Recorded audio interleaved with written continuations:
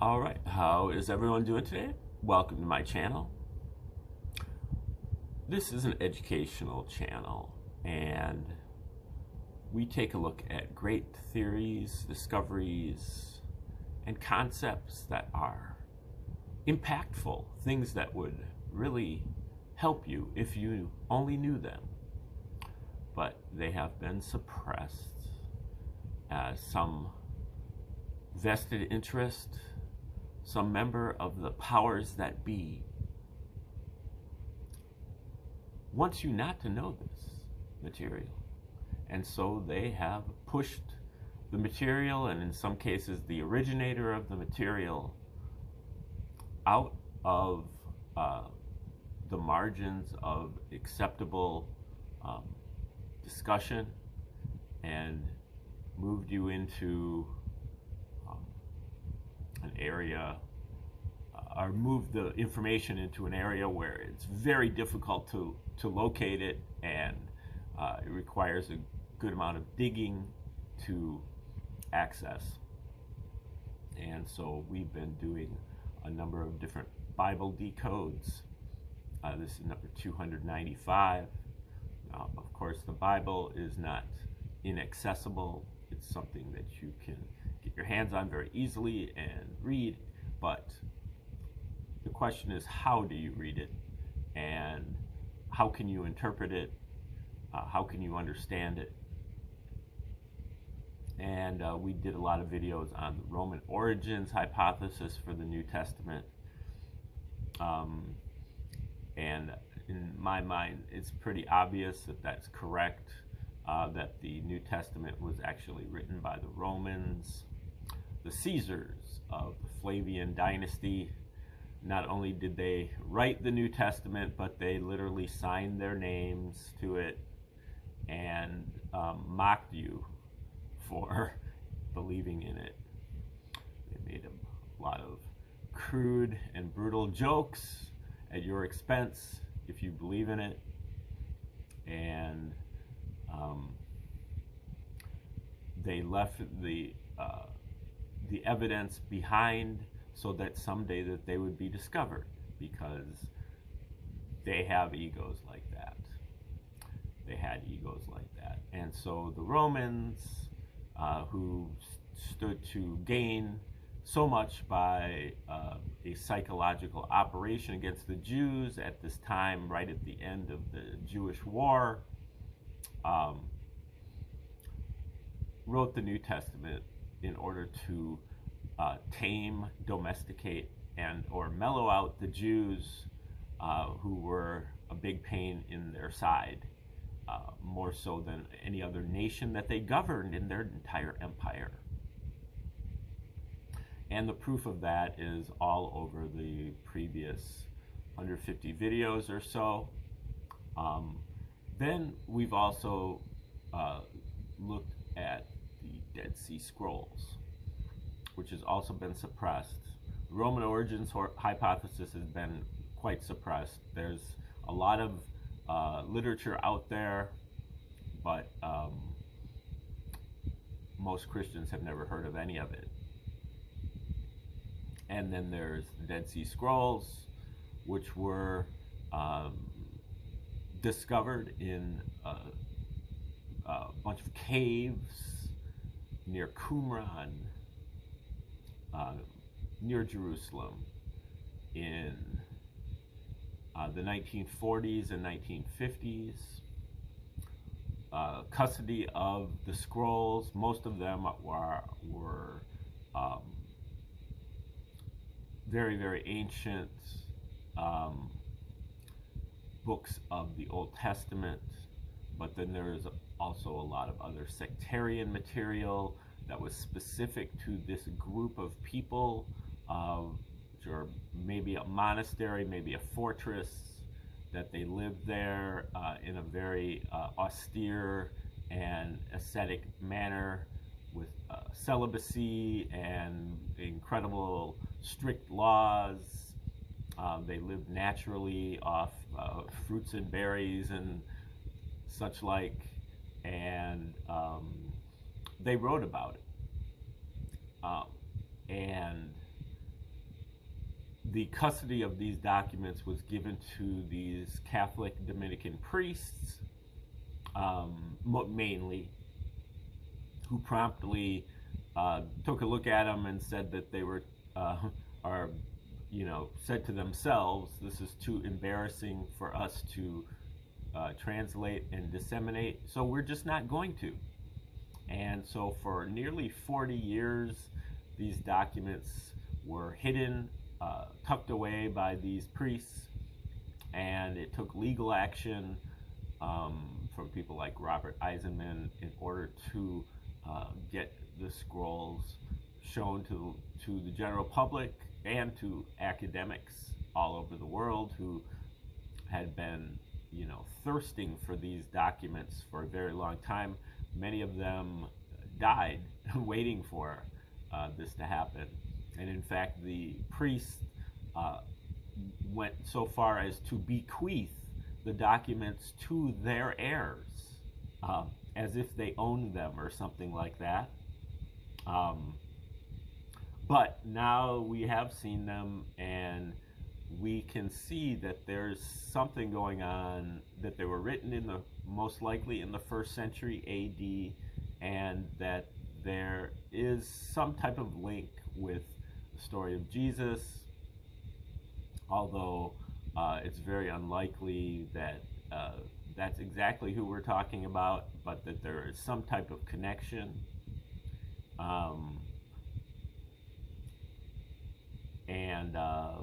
Those are definitely worth looking at as well. And we'll probably look at those some more also. But now we're into looking at just the context of the Bible. Normally, you're told to just go home and read your Bible, but you're not really given any type of instructions about that. What do? Do you just read it? And you're supposed to be able to understand all of these ancient and foreign names and cities and concepts that you're not really prepared to figure out the deeper meaning of them. Most Christians don't even know what language the New Testament is written in.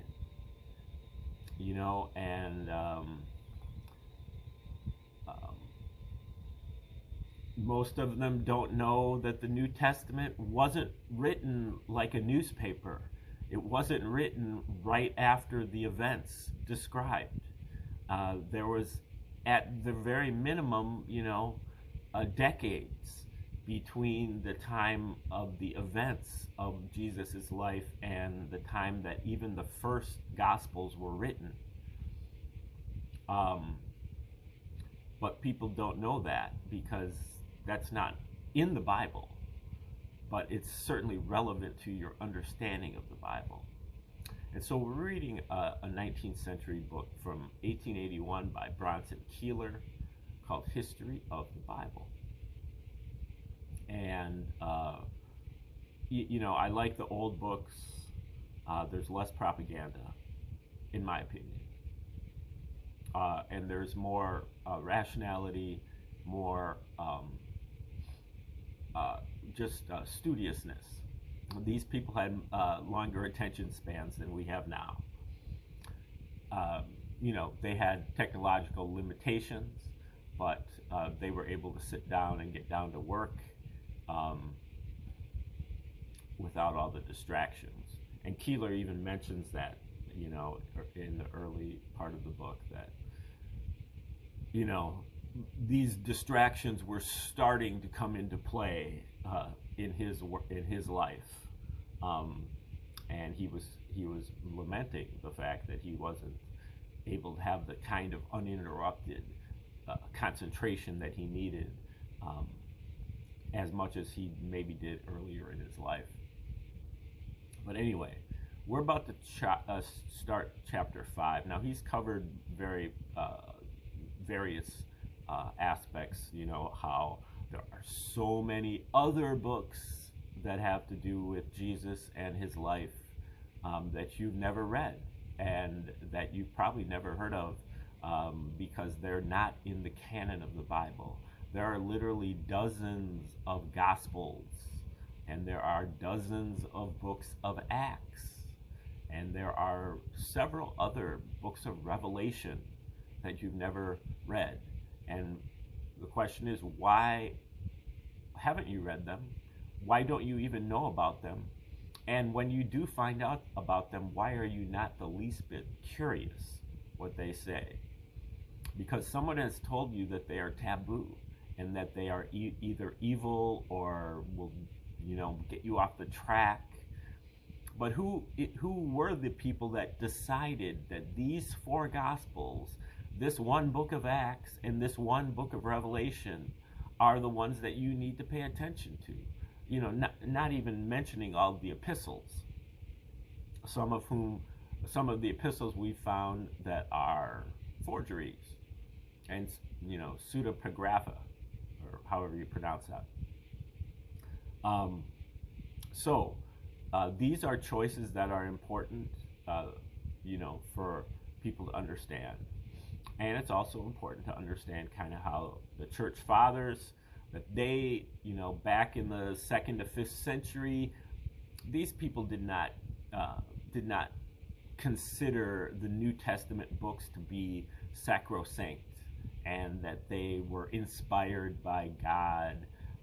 They freely altered these texts if they felt like it, openly.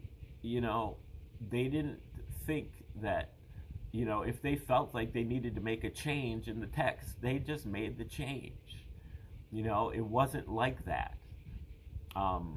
Gradually, over the centuries, it became that way. Okay, so now we're looking at chapter 5 of this book, which is called Were the Fathers Competent? Meaning the church fathers.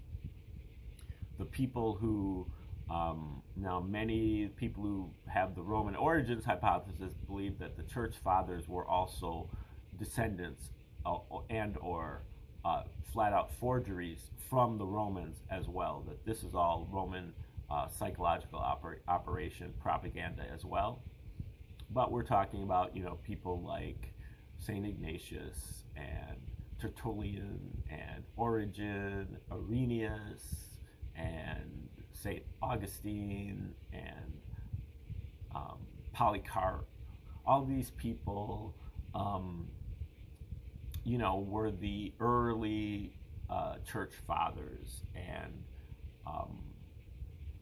had a big impact on. Given that very few people knew how to read and write, a lot of these people didn't read. The New Testament is written in Greek, and the Old Testament is primarily written in Hebrew. They might not have read in one of those languages, but we'll learn here more about these early church fathers. Were the fathers competent? Since the early Christian fathers originated the theory that the books of the New Testament are inspired, the question arises, were they competent to do so? The popular idea is that they were learned, profound, venerable men, worthy of the highest respect, and so vigorously has this been enforced that one of the charges on which Servetus was burned to death by John Calvin was that he had spoken disrespectfully of the fathers. This is like in the 16th century.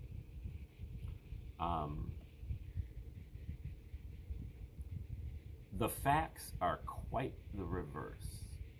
The early Christian fathers were extremely ignorant and superstitious, and they were singularly incompetent to deal with the supernatural. The men who laid the foundation of the canon were Irenaeus, about 200 AD, Clement of Alexandria, a little bit later, and Tertullian, a little bit later, 220 AD.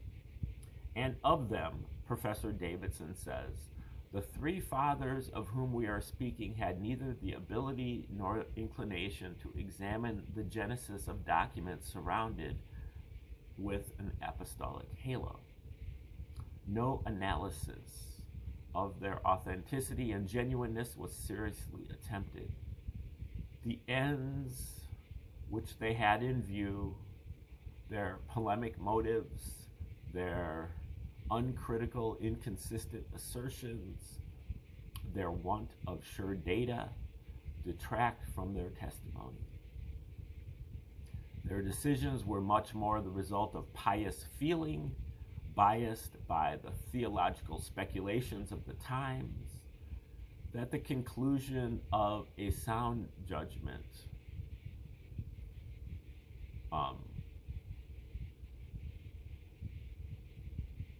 than the conclusions of a sound judgment. The very arguments they use to establish certain conclusions show weakness of perception.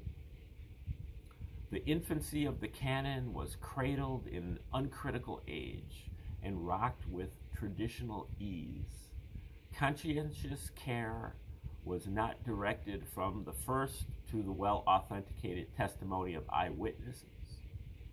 Of the three fathers who contributed most to its early growth, Irenaeus was credulous and blundering, Tertullian was passionate and one-sided, and Clement of Alexandria, imbued with the treasures of Greek wisdom, was mainly occupied with ecclesiastical ethics. Their assertions show both ignorance and exaggeration. Now, this doesn't really, that's the end of the quote, but this doesn't really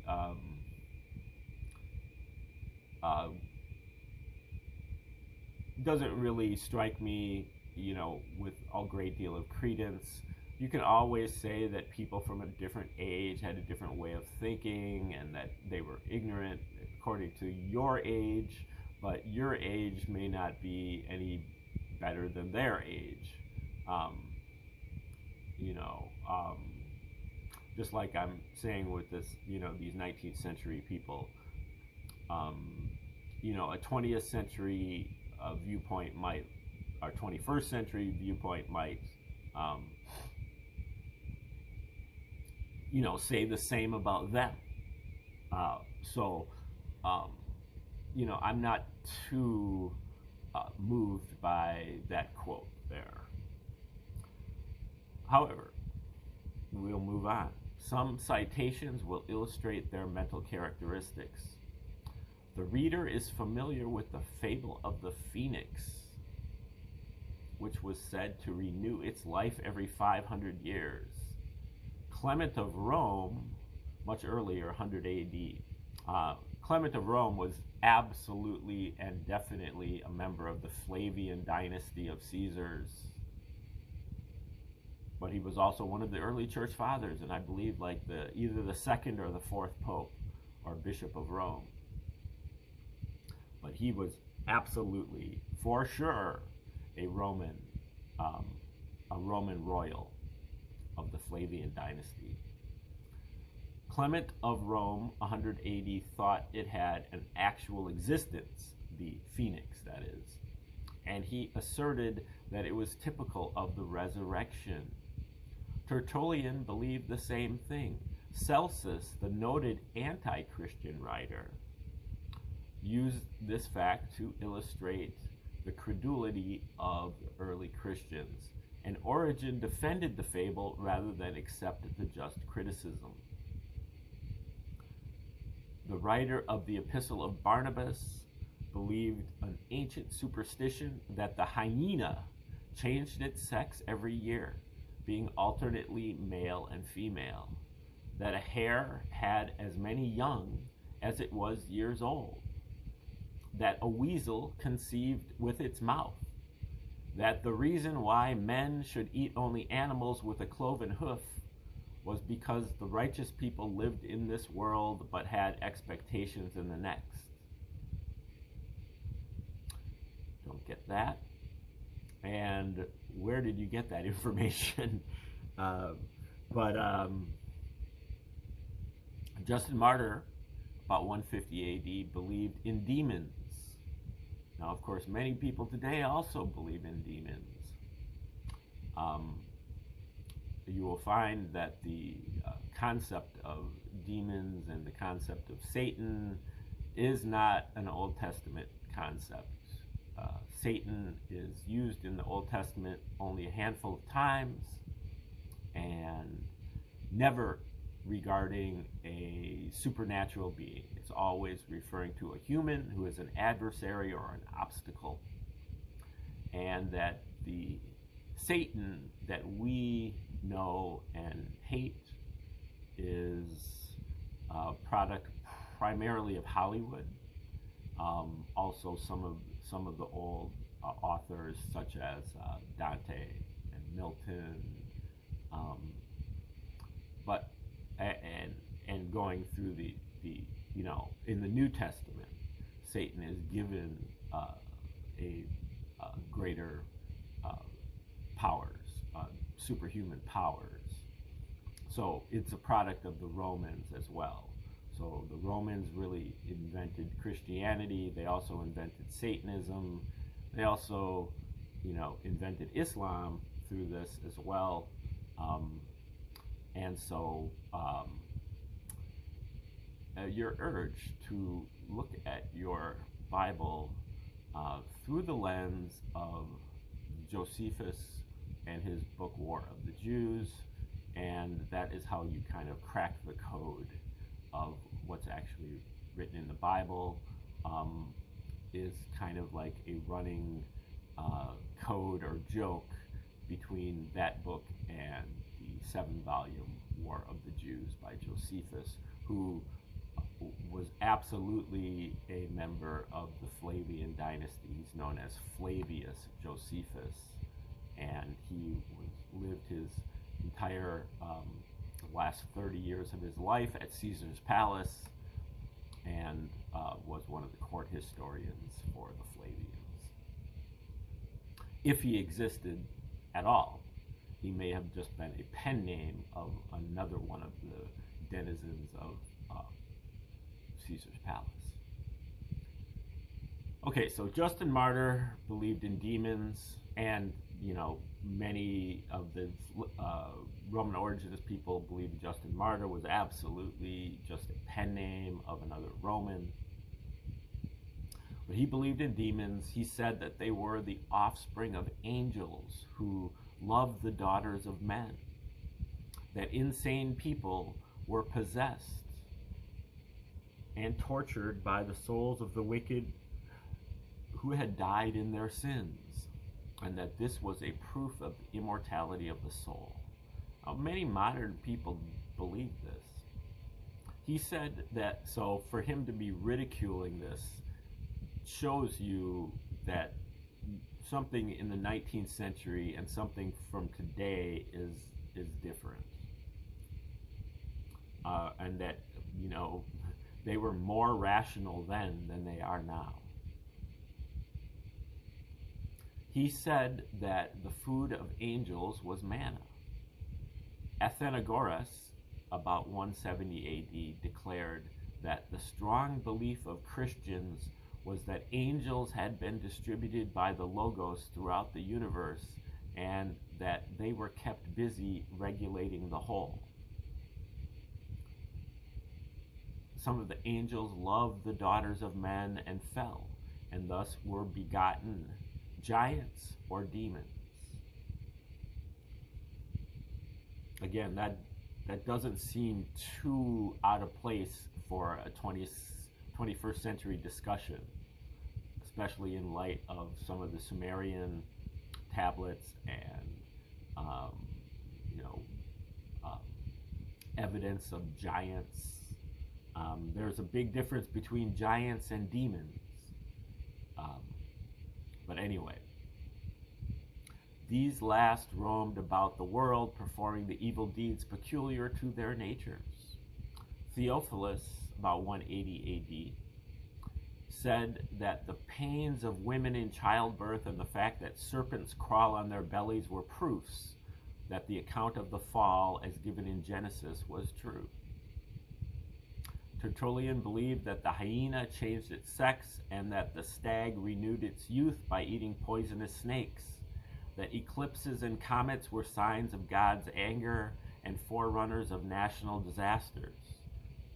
A lot of people believe that.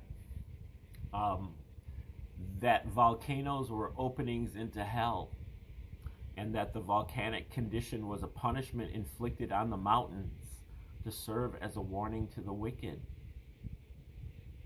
That demons sent diseases upon the bodies of men, blighted apples and grain, and produced accidents and untimely death. He said that a corpse in a cemetery once kindly moved to make room for another corpse to be placed beside it. He invited the heathen magistrates to summon before their tribunal any person possessed with a devil, and if the evil spirit, when exorcised by any Christian whatsoever, did not own himself to be a devil, as truly as in other places he would falsely call himself a god, not daring to tell a lie to a Christian, then they should take the life of that Christian. That's when it gets dangerous. But still, a lot of the stuff that's being discussed here is not far removed from Christian thought from right now.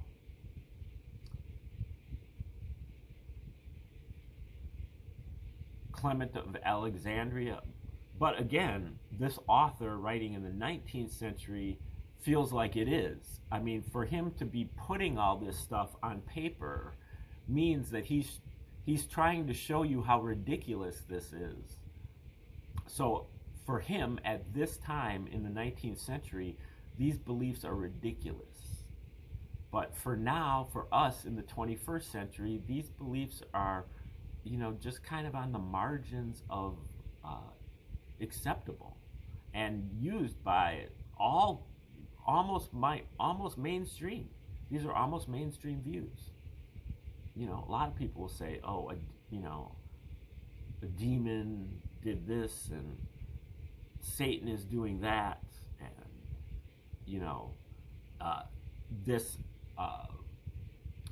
this weather or astronomical happening is the result of God's revenge. These kind of things are not on the margins in our society. They are very prevalent. So for this person to kind of be ridiculing these ideas like this shows something, not sure what. Clement of Alexandria, about 220 AD, said that hailstorms, tempests, and plagues were caused by demons, that credulity was necessary to render faith easy, and that events in the life of Abraham were typical and prophetical of arithmetic and astronomy. He kindly allowed that the Jews and Gentiles would have the gospel preached to them in hell. Clement's imagination was naturally lascivious. His chapter on the immodesty of pagan women in the bath betrays the hatred of the canal for the upper classes and shows that if a bishop in the church could use such language, the early Christians of Alexandria must have been from the very lowest grades of society. While thus indignant at the supposed wickedness of the heathen, he wrote a book so unseemly that his English editors did not venture to translate it. And in it, he quotes probably more from the Bible than in any other of his books. Now, here you can kind of see the Victorianism of the author. Kind of this Christian repression that pervaded American and English society in the late 19th century. So, you know, every age has their foibles. Origen, early to mid 3rd century, said the sun, moon, and stars were living creatures endowed with reason and free will, and occasionally inclined to sin. Now, certainly the Gaia theory, the Logos theory, those are things that are, again, not too far from the margins in 21st century discourse. But he's ridiculing these ideas also. He was not certain whether their souls were created at the same time with their bodies or existed before, nor whether they would be released from their bodies at the end of the world or not. Their light was from knowledge and wisdom reflected from the eternal light. That they had free will, he proved by quoting from Job 25:5, and that they were rational creatures, he inferred from the fact that they move. Quote, as the stars move with so much order and method, he says, that under no circumstances whatever does their course seem to be disturbed. Is it not the extreme of absurdity to suppose that so much order, so much observance of discipline and method could be demanded from or fulfilled by irrational beings? The sun, moon, and stars, according to him, were subject to vanity, and they prayed to God through his only begotten Son. Famine, the blighting of vines and fruit trees, and the destruction of beasts and men were all the work of demons. Lactantius, about 325 AD, believed that demons entered men and injured them through the viscera, producing diseases and mental distempers, but that the sign of the cross would drive them away. As to the notion that the earth was round, he said, quote, about the antipodes. Now, let me go backwards here just a second.